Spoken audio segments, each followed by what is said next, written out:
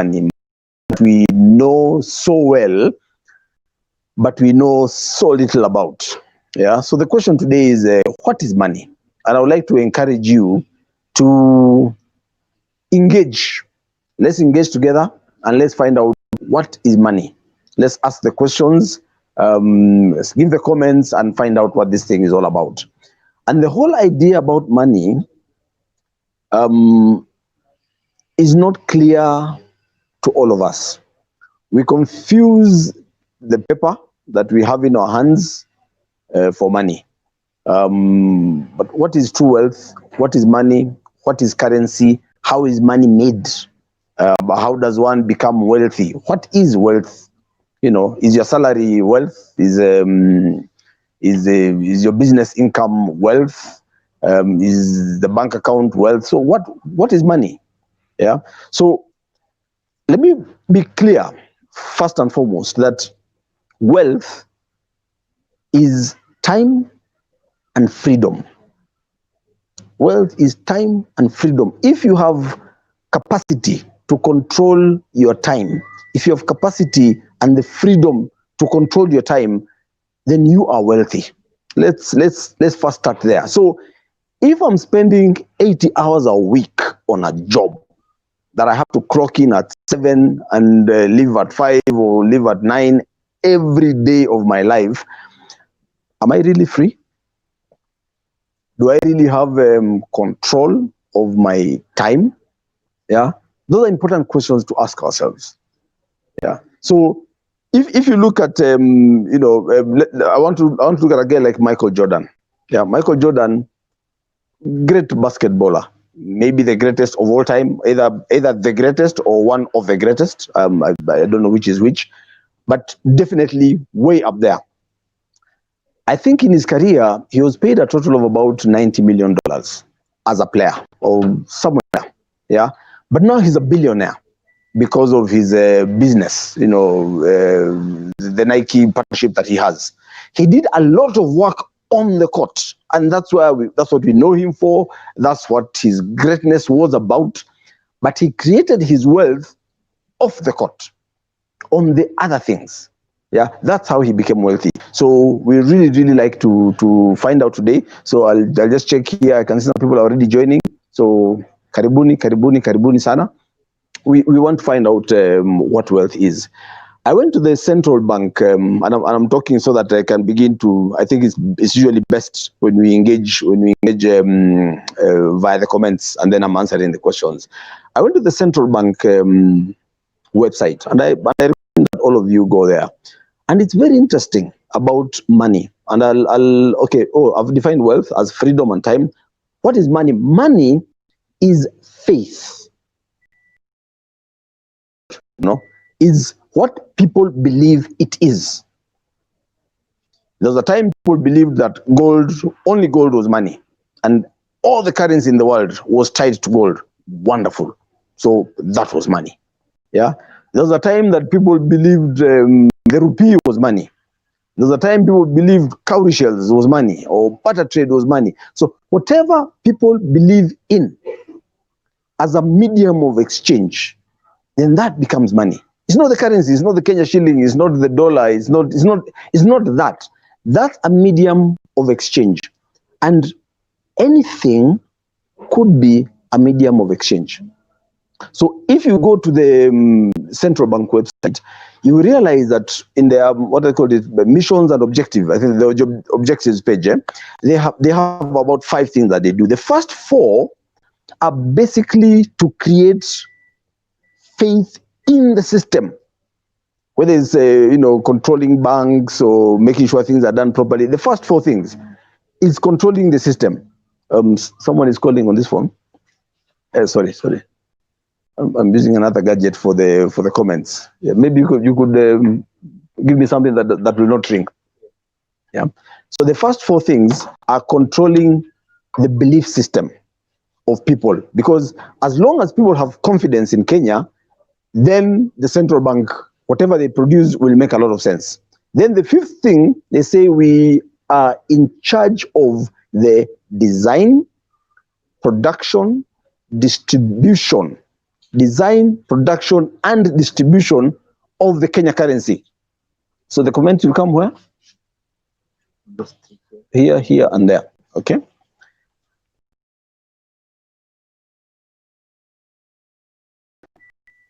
Yeah. Then I look at those words. They're very interesting. Eh? Are we able to design and produce and distribute other things? So if you have something and you have created sufficient time for it to be believed in, because again, you know, if I'm making, you know, a phone and people believe in this thing, yeah, and I'm able to design it, produce it, and distribute it, then I'm creating money. Yeah.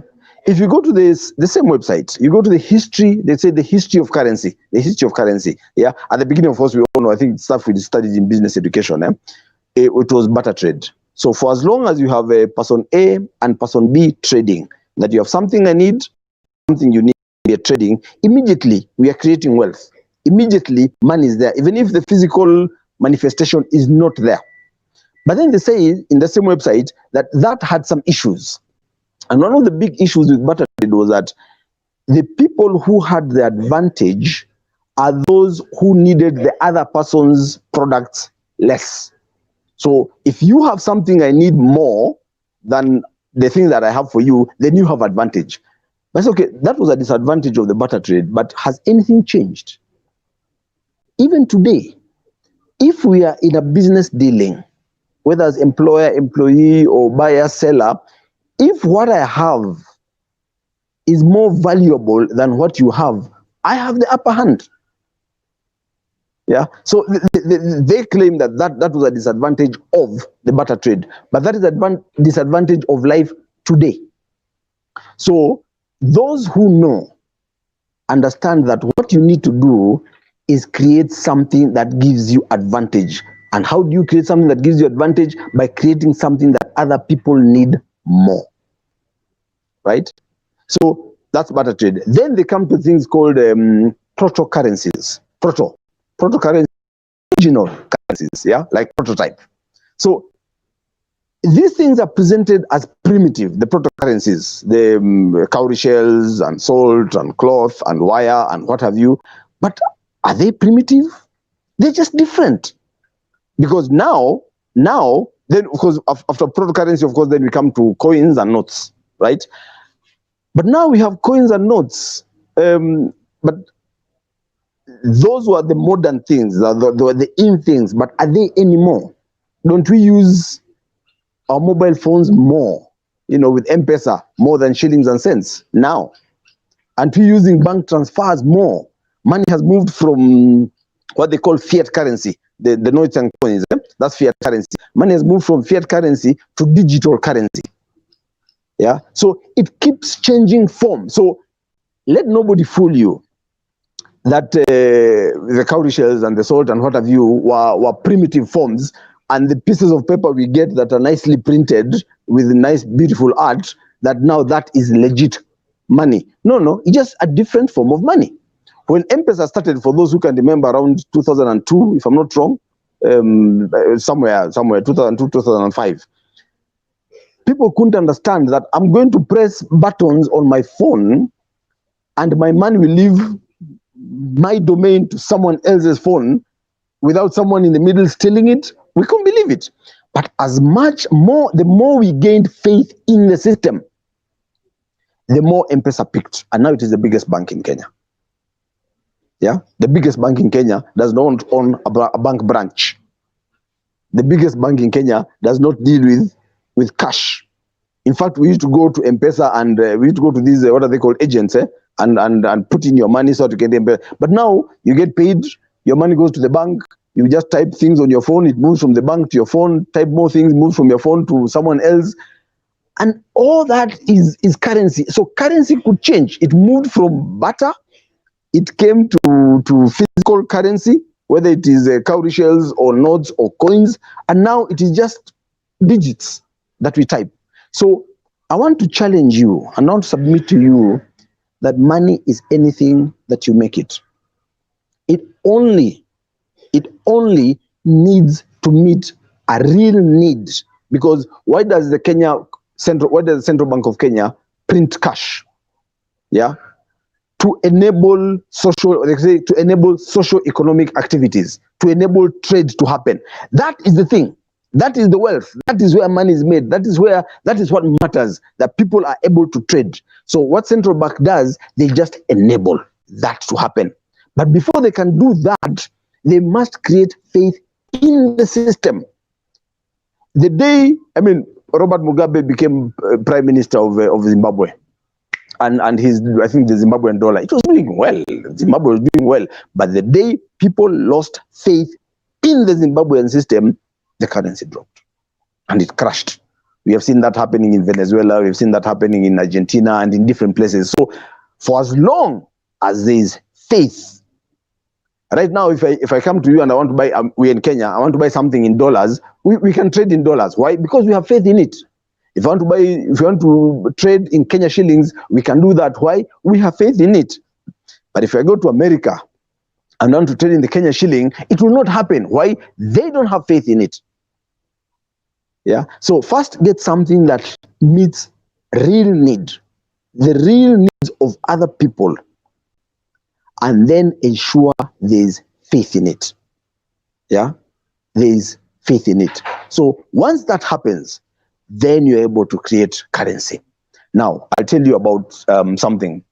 When we were young, my wife and I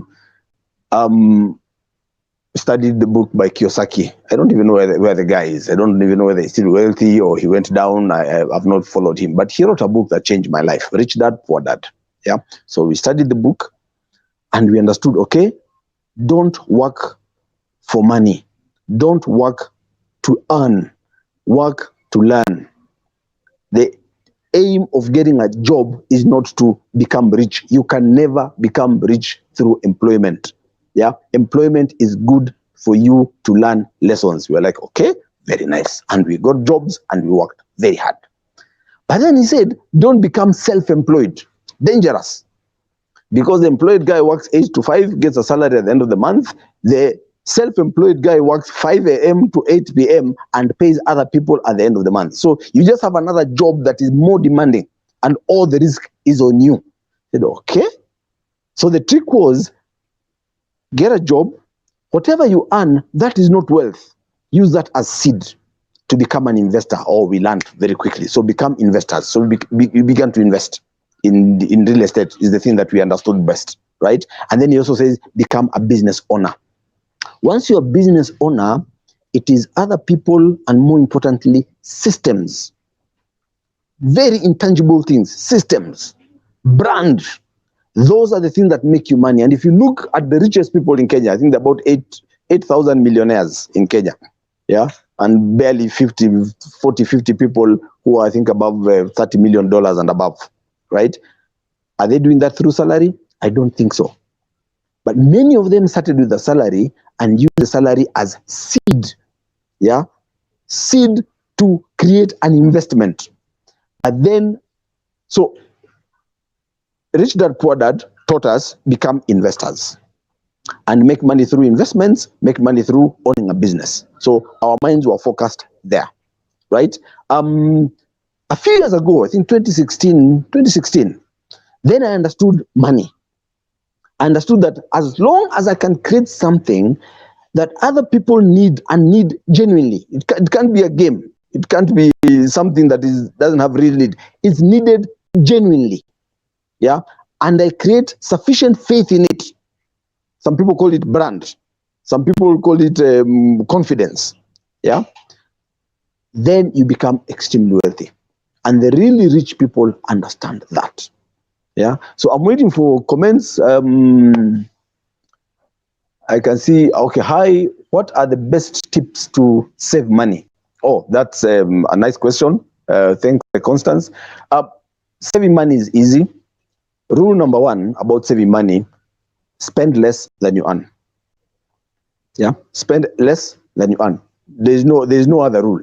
Just spend less than you earn. Then pile it up. Yeah, you cannot build wealth through saving.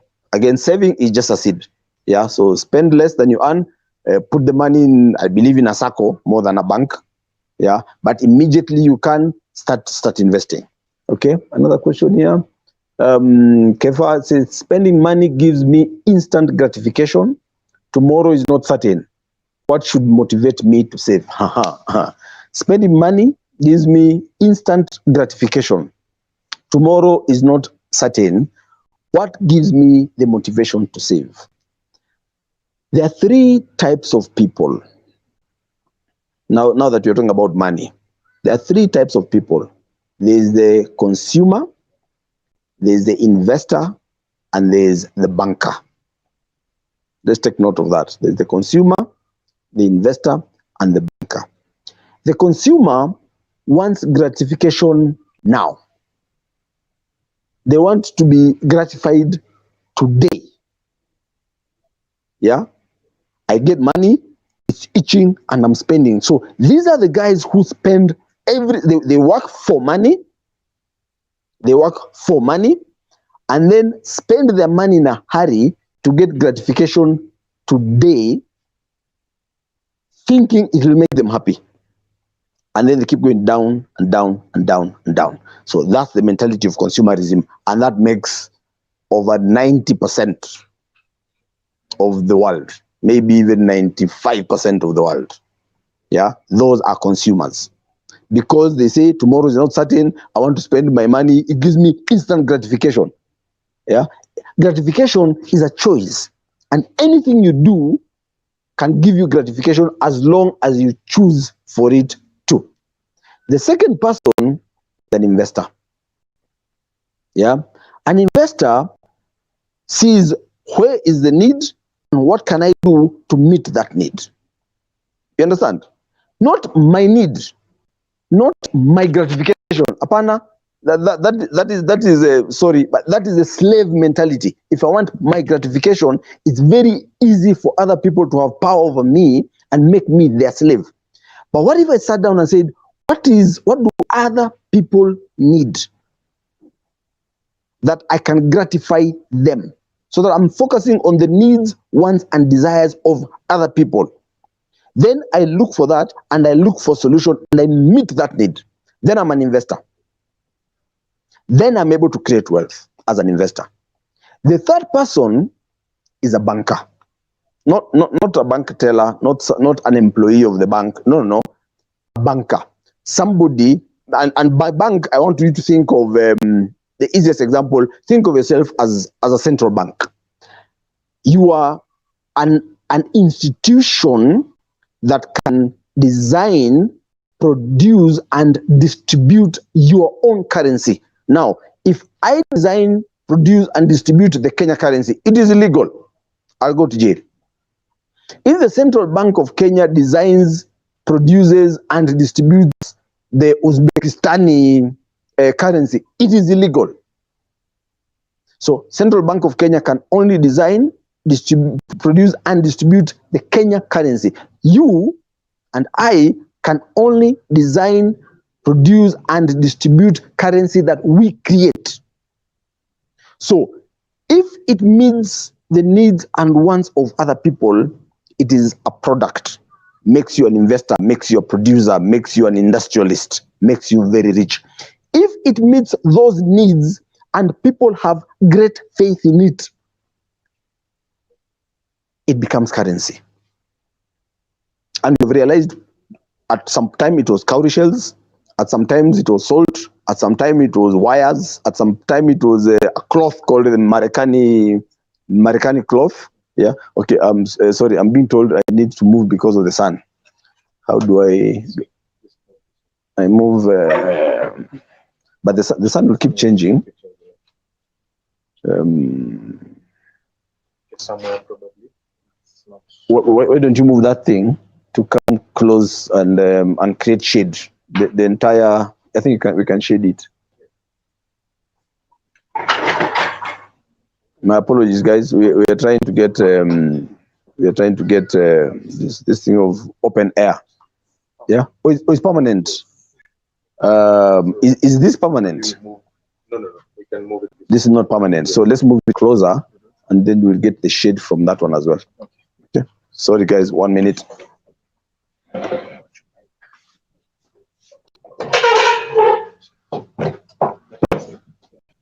Hold on, hold on.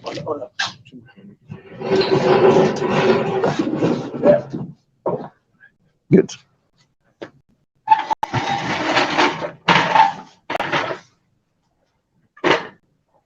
Is the light clear from there?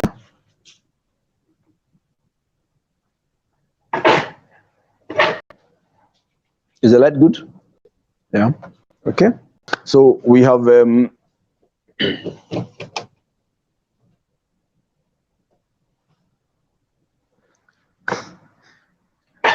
apologies, guys.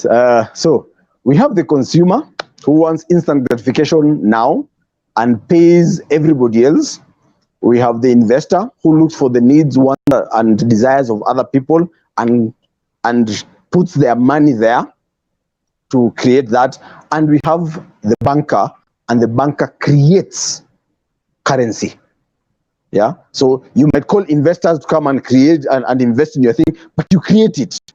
I mean, Steve Jobs with his Apple, he created something that people believe in, literally like a religion, called the iPhone. Whether it is better or worse, I don't know, but it is believed in. Yeah. And then the banker at the highest level funds everyone else. And there are ways to create a business like a bank that creates its own currency. And that is where the money making is. Okay, I can see Frida, mimi nipo kweli kabisa kaka. Welcome, welcome, welcome. Yeah, wonderful. So I'm looking for other questions. Can I get questions? Kawera, thank you very much. Loving the discussion. Asante sana.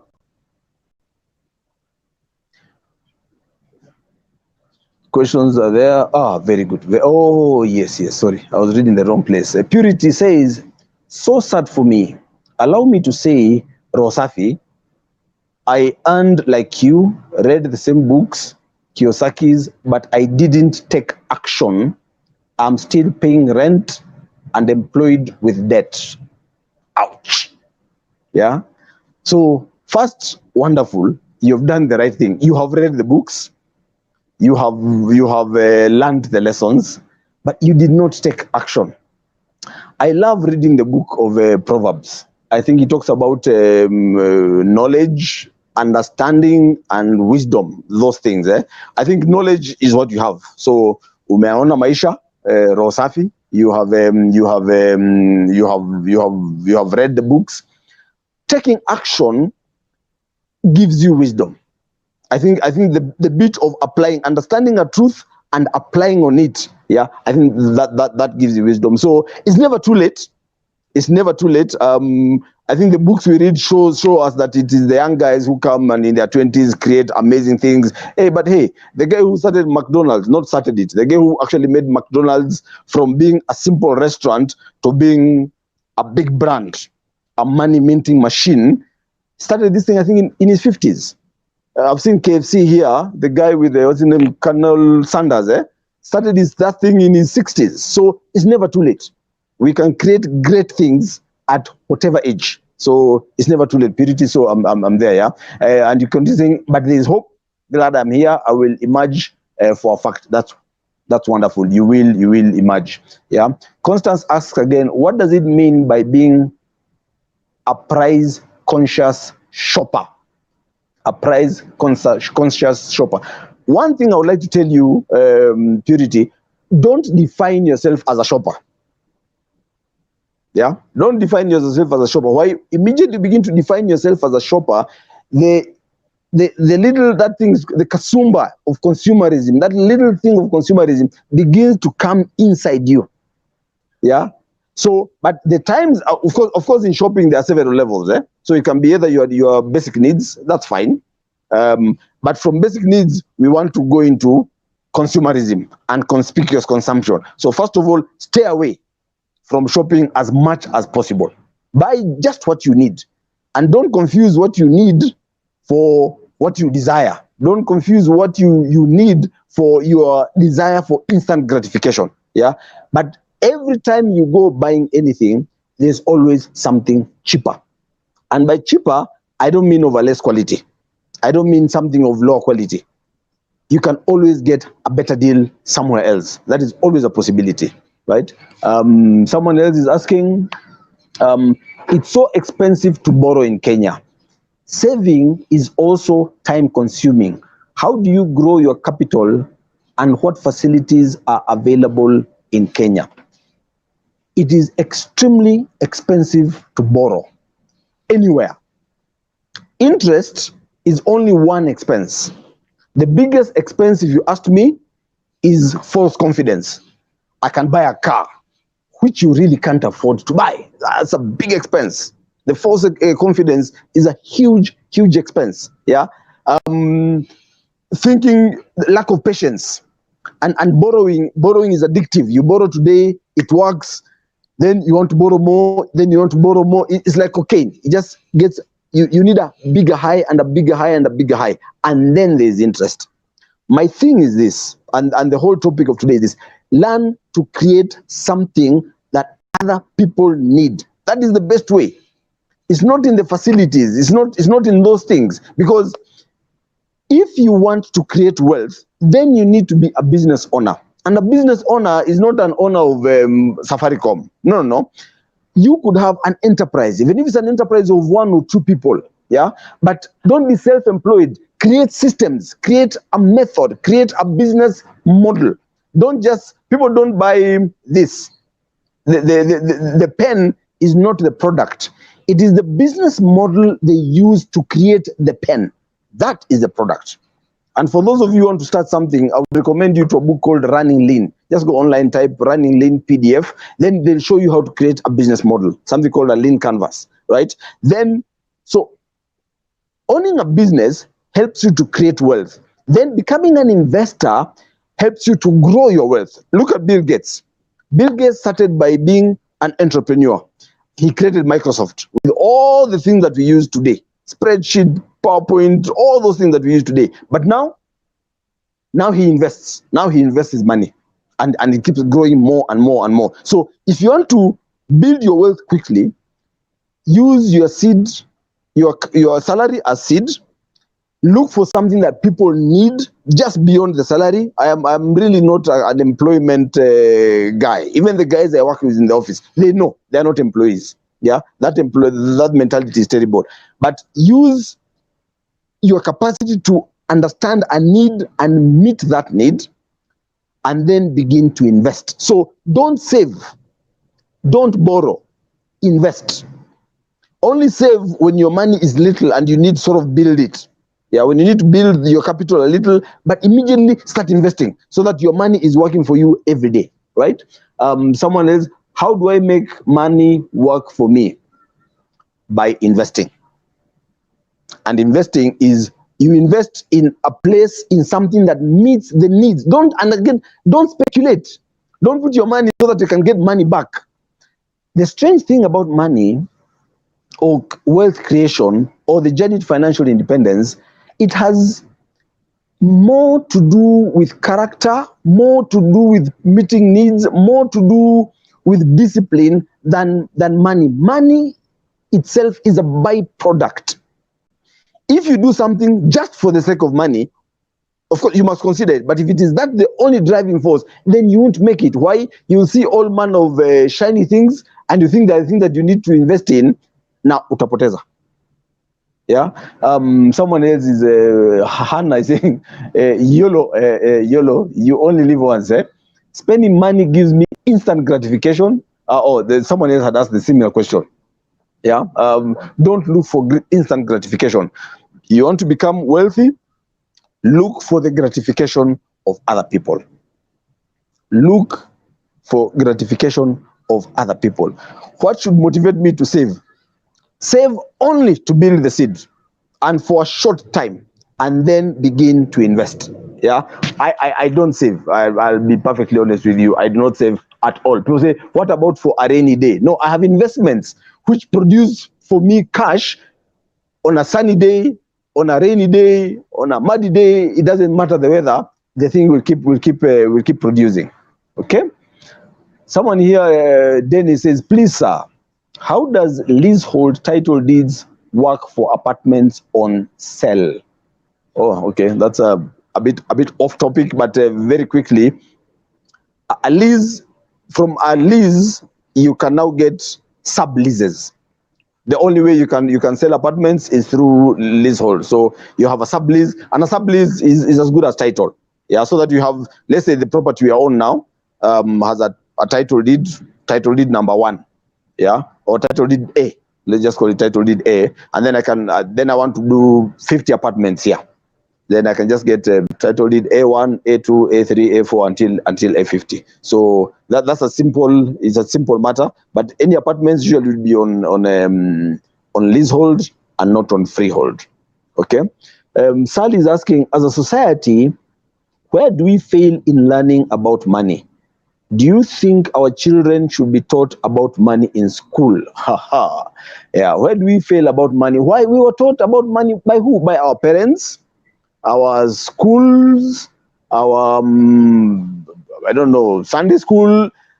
We were taught about money by people who did not understand money. Yeah. So then you ask me, so who do you think you are to tell us that our parents were wrong? They didn't know better. Yeah. I just read, was it yesterday in the book of Proverbs? I read a chapter of Proverbs every day, and it really helps me. Why? Solomon was just the richest guy in the world, so he knows a few things. He says, it is the to conceal a matter is the it is the glory of God to conceal a matter, but it is the glory of kings to search out a matter. Yeah. So the biggest thing we require, and maybe this is also an answer also to Kawera, who had asked a question earlier. The biggest thing we need to acquire is education about money. Money will never be taught in schools. Never, ever. It will never be taught in schools. Because the teacher is doing her job, she needs to sort out biology. She does not understand it. Yeah? You can only teach it at home. You can only teach it at home. The stories of rags to riches are poetic, but they're not true. Just check the top list. Check the top 400 richest people in the world. Money is made now through death, inheritance, divorce, and deals. And that is moving from the rich to the rich. Why is that happening? Because they have advantage. Well, yes, they have advantage, but more, they have education. They have taken time to educate themselves. So for us, if you're not born in a place where you're going to get big inheritance like some of us, take time and educate yourself. Once umegundua hiyo siri, as a friend of mine once said, umepata password. Jack Ma called his company Alibaba. He knew it. He understood, I have the password to the cave with the gold. Yeah. And that password only comes through education. It is the glory of God to conceal a matter. It is the glory of kings to search out a matter. So are you a consumer, which makes you a slave? Or do you focus on the needs of other people, which makes you a king or a queen? Yeah. Okay. Let me see. Another question.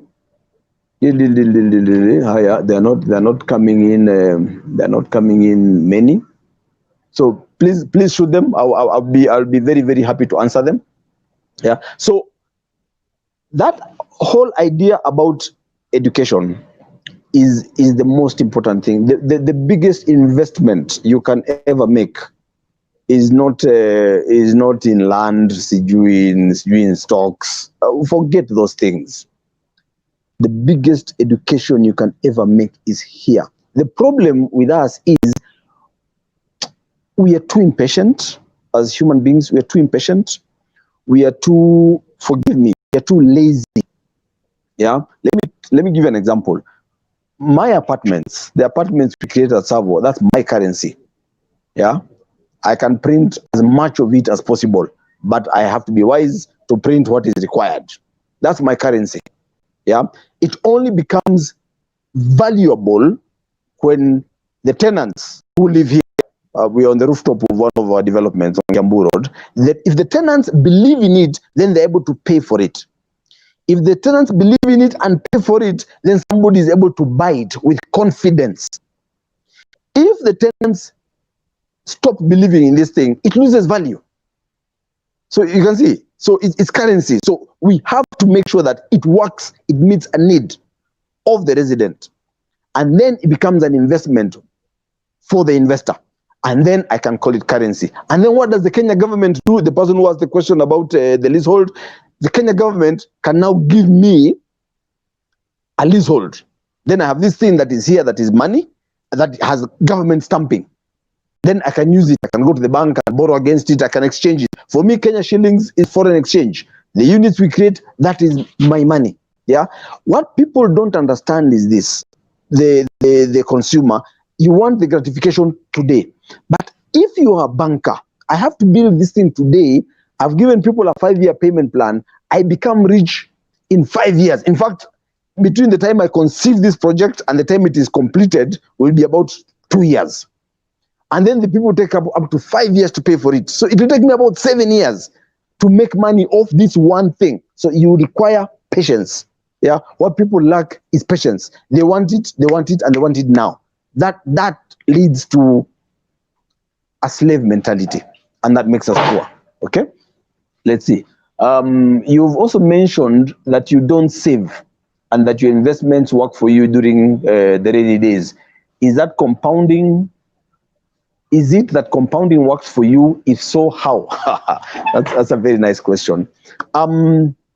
Look, I make all my money from real estate, because if I put my money in a bank, yeah, what does the owner of Barclays Bank do? Or the owner of Equity Bank, or whichever, what do they do? Or even if I put my money on the phone in Safaricom, what do? They take my money and they invest it. So why don't I just take my own money and just invest it myself? Yeah. Two things happen. Remember, investing, not speculating. Two things happen when I invest.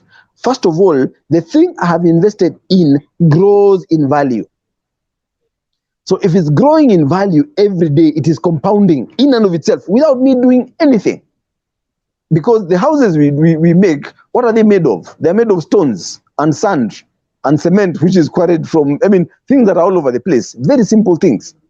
But we take them, put them together intelligently, remember, design, produce, distribute, and create a lifestyle out of that. The lifestyle is what creates the faith. The lifestyle is what makes this thing money. So it's what turns this thing from stones, which are worth very little, to gold. Yeah. Then the thing keeps increasing. But as it is increasing in value, it is also generating for me cash flow every month. Now, I use some of that cash flow to meet my needs, sort out my children, pay school fees and what have you. But the balance, I put it back.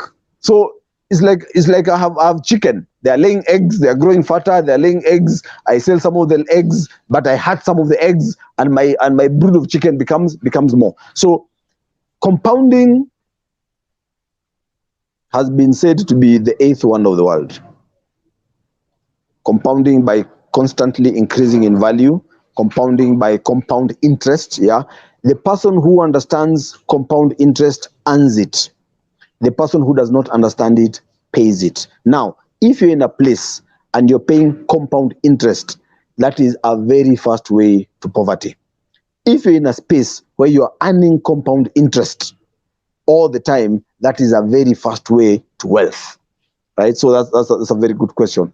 Let me see. Also regarding real estate, this is Dennis. Also regarding real estate investing, what do you think about rental income tax and the possibilities of it being increased? First of all, today, if I have a job that I'm working 8 to 5 or 7 to 9 or whatever, however many hours I'm working per week, 40, 50, 60 hours a week, what do I get taxed? On my salary, you guys know, you get taxed 30%. You get taxed 30%. And then from there, you have this urge to run to the bar and spend it. The rest that is making you go and spend it. Yeah. For me and you, if you invest in real estate, once you get your rent, you get taxed 10%. So that's a big difference. That 20% is huge. You get taxed at a third the rate you get taxed as an employee. So I would go for that. Whether it will be increased or not, I don't know. I think now that's government policy. I'm really not sure about that, right? Is there anything else? Wambu is asking, I would like to hear more on focusing on the business model. That's a very important question. Now, many people go into business of their talents. Again, consumer mentality. You're thinking about yourself. Oh, I am an artist. Oh, I am an architect. Oh, I am this. There's a place for passion. I don't agree, I don't disagree. But you go and you're creating a product that you want. You know, people say, I want to build a house that I would live in. No, no, no. Let me be honest with you. I don't build houses I could live in. I'm a 46-year-old man. I have a wife and children. I can't live in these houses here. They're too small for me. Yeah. So when I'm coming to invest here, I'm not thinking about me. What the business model does, it gives you something that's more intelligent. You begin to focus on the needs, wants, and desires of your customer. Here, I'm housing the guy in his 20s, energetic, flamboyant, moving. That's the person you're designing for. If I design something that will cost them 50,000 shillings, 100,000 shillings per month to rent, which is the one I would live in, they will not. But am I able to give something for that person? For those of you who have watched the movie Founder, the Founder, about McDonald's, once they created this burger for this guy, it's not the meal that you want to eat, it's the meal that your customer needs to eat. So that's what the business model does. It removes the arrogance from yourself, and you stop focusing on your needs and begin to focus on the needs of other people. So that I'm thinking, who is my target customer? Question number one. Question number two, what are their problems? What are their desires? What do they really, really need? Don't have a list of 50 things. Just have 2 or 3. 3 tosha. What are the top 3 needs? And then what is the value proposition that I'm giving them? Yeah? What is the value proposition I'm giving them that, look, if I tell you, here's the thing, pop, they love it. Ours is financial independence. That's the value proposition we give. Financial independence. So our investors are not buying houses. They are buying what the house will do for them. And what they desire more than anything else is financial security. But we give them something more called financial independence. Right? Then once you have a value proposition, then what are the solutions? Now, many times we give solutions according to our passions. No, no, no, no, no. You give according to the needs of your customer. And we can debate, oh, but I'm following my dream, No, no, no, don't follow your dream. Follow your customer's dream. Follow your customer's dream. That is what a business model does. It removes you, because as consumers, we were told that customer is king. No. King searches out a matter. Yeah. So because customer is king, I want to follow my passion. I want to meet my needs and my. No, the world does not revolve around me. A business model helps me to understand that the world revolves around my customer. That way, you become wise, and then you'll be able to. But I will refer you to Running Lean. You'll see more about the business model. But please remember, as an entrepreneur, the product is not your product. Your business model is your product, because it will tell you about the customer, their needs, your solutions, how you make money, and how you spend money, and what things you have to measure. So it gives you a holistic thing on an A4. If your business plan takes 60 pages, nobody will ever read it. Even you will not read it. But if it's on a little A4, then it forces it to be extremely clear. So it's something that has helped me, and I think it will help you as well. Okay? Is there a question that I'm missing? This may be off, Kawera, this may be off topic briefly, but what does Savo do within the real estate space? This is what we do. We realize we have a customer. We have 2 business models. Number one, we have the investment business model, and we have the lifestyle business model. So we have two businesses in one. Google has 2 businesses in one. Yeah, Facebook has 2 businesses in one. So it has one for the person who is searching and the person who wants to engage, yeah, the user, and it has one for the advertiser. So they create a product that is good for the user, but they make their money from the advertiser, right? So same thing with us. We create a product that meets the young aspirational urbanite. The young guy, the young lady in their 20s, early 30s, first job, second job, third job. They want a place that's vibrant, a place that, you know, is affordable, a place that works, that they love and are proud to be in. So we do that because why? People, these young people, they have these modern phones, a modern job, a modern car, but which houses do they live in? They live in some ramshackle places that people have not thought through. So we think about that. So tick. It's like Facebook. It has a nice user interface. It has all those things. Tick. But because we're doing that, these guys are able to pay rent, right? So then we go to the investor. Say, you know what? We have a product that's good for you. The investor, we don't sell to them houses. We don't sell to them the lifestyle. No. We tell them, if you put in a shilling, we're able to give you more shillings. So we sell an investment. So real estate for us is the vehicle. But the problem we are solving are two. To the young aspirational urbanite, it is lifestyle. Not a roof over their head. No. That's not what we're about. It's easy to get a roof over their head. But lifestyle. Complete. Yeah? Because people don't pay too much for functional things. They pay a lot for things they feel in their hearts. Yeah. Number two, we talk to the working professional who needs an investment, somebody who wants financial security. So that's the person we're looking for. So in real estate, then for us, the vehicle in real estate is our affordable apartments, and we try to make them quite amazing. Okay. So I've talked about that, but there is hope. Okay. Anyone else with a question? Have I missed anything? I don't want to miss anything before we close. Okay. Sorry. Sorry for my many questions, but one final one. Where do you draw the line between frugality and enjoying life wisely? That's a perfect question. Where do you draw the line between frugality and enjoying life wisely? Brother, Dennis, why does there have to be a line? Does Warren Buffett enjoy life? I think he does. He's one of the most frugal people in the world. Yeah. And he just given away like $40 billion. He just giving it all away. Yeah. There's a guy called Chuck Finney. You guys should check out Chuck Finney. Yeah. Does he enjoy life? Oh, yes, he does. And one of the most frugal people in the world. But he has given away everything to better the lives of others. Did Mahatma Gandhi enjoy his life? Oh, yes, he does. The problem is we learn about wealth from thieves. We are watching these politicians flaunting their wealth, eating and getting sick in the process. They're not frugal, they're spendthrift, and we think they are enjoying. Or we learn about wealth from celebrities. I think we've seen magazines and TV shows and what have you, and those guys are not wealthy. They just have conspicuous consumption. Somebody talked about gratification. It's in the mind. Happiness is in the mind.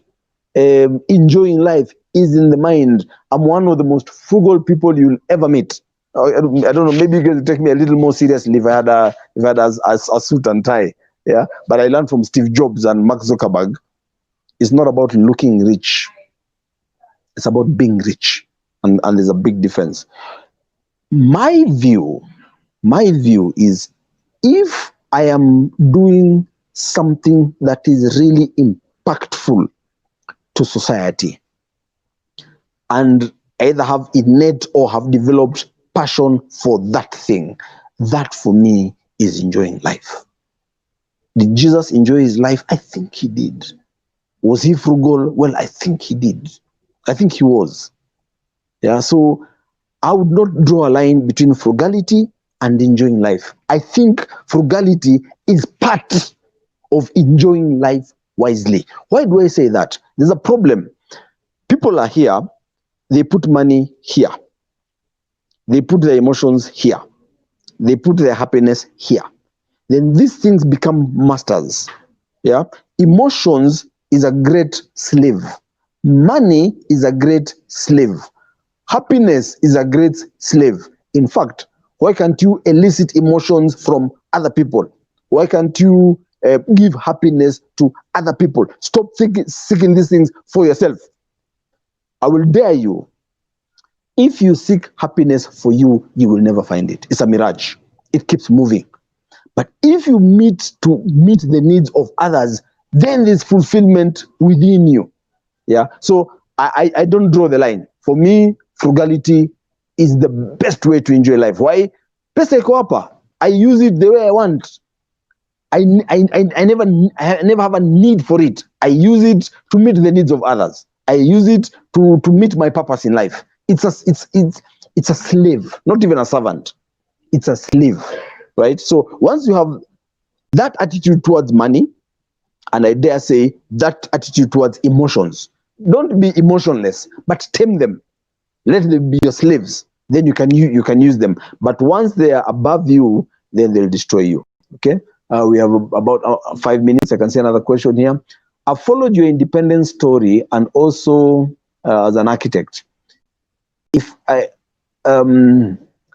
tell you, you are speaking my language. My question is, did you know the investment path you are to take, or did chance happen to play a part? Wow, Bob, that's a wonderful question, and I'm glad you're an architect. The problem with architects is that we build houses for other people and we don't own them. The fees we earn cannot afford. You can build a skyscraper, but the fees you earn will never help you to afford that skyscraper. So you have to think like your client, an architect. Yeah, don't probably in the room as an architect, you're probably more intelligent than everybody else around that table when you go for your side meetings. But chances are you earn less than everybody else around, which is a very sad affair. Yeah, and yet anybody who has created anything great, Mahatma Gandhi was called the architect of it's called what, passive resistance movement. Bill Gates was the chief architect of Microsoft. So architects create things from thin air. Yeah, so that's a wonderful thing. Now, did I know? No, the first thing I had was a goal. And I had this thing called financial independence number, my wife and I. We knew that by the time I'm 45, which was last year, I need to have met this number.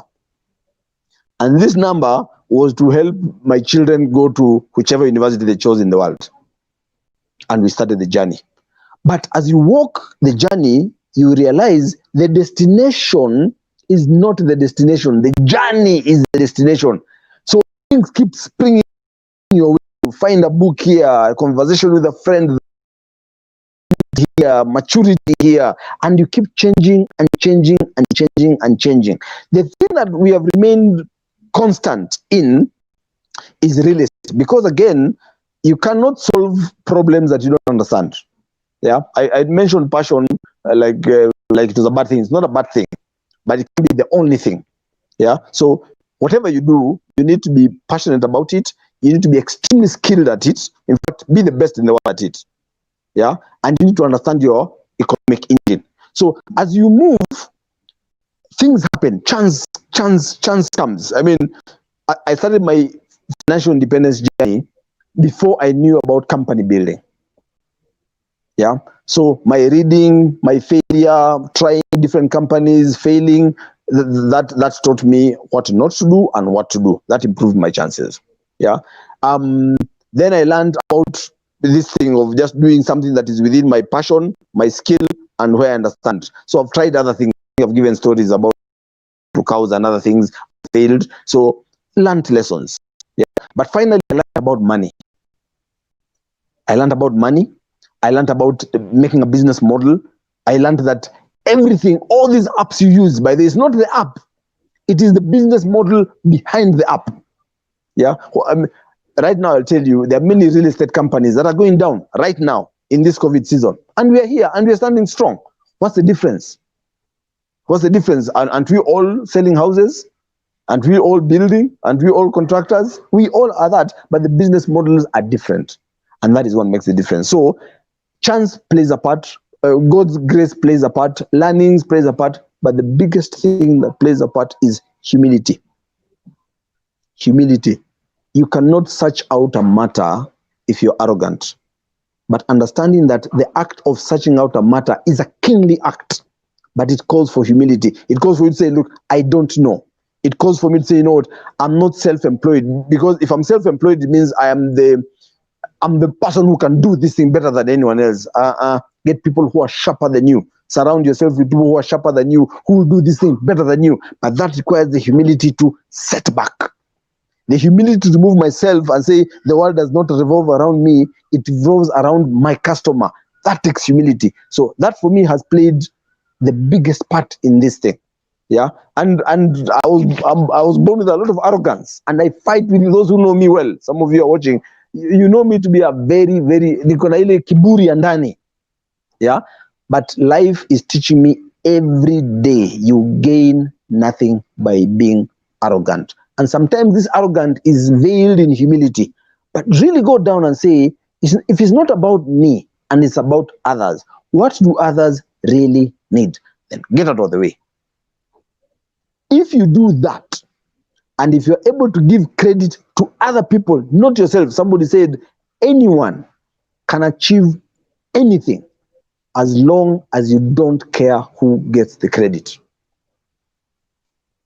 Anyone can achieve anything as long as you don't care who gets the credit. So thanks, guys. I can see it's already 6 o'clock. Thank you for hanging out with us. I hope I've answered a little about money, but remember, currency, anyone can make currency, and it is anything that people have faith in. And money is the faith that people have.